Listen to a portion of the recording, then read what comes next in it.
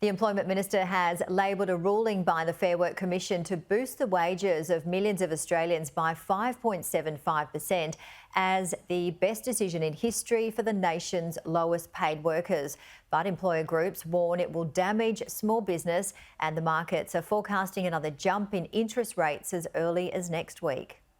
The government is hailing an historic boost to wages. We have decided that award rates of pay will be increased by 5.75%. As a win for workers. 1st of July, the difference in the change of government becomes clear in people's bank accounts. Real wages are going backwards under the Albanese government.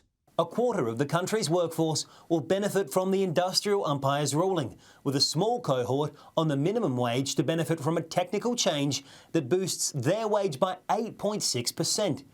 Above the current rate of inflation to $23.23 an hour, $882.80 a week. It is an absolutely essential increase for all of the people in Australia that are struggling so hard at the moment just to survive, to pay their rent, to pay their groceries, to pay all of the basics.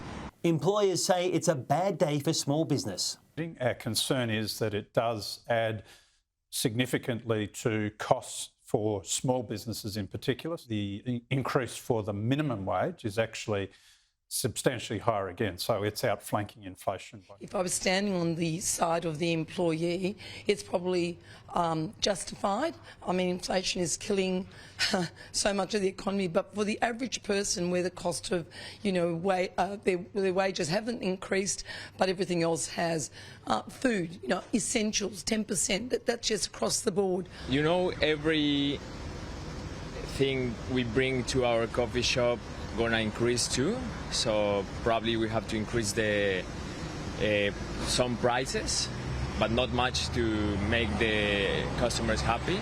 The Employment Minister dismissing concerns the ruling will be inflationary. I find it dreadful, with all the different inflationary pressures that are out there, some international, some caused by long-term neglect in our supply chains, that some people want to just argue somehow it's workers' fault. Attention has now turned to how the Reserve Bank will digest this decision when it meets to consider raising interest rates next week. For most economists, the question has become not if, but when rates will go up again. So we've decided to put in another rate hike in our expectations, which will take the cash rate to 4.1%.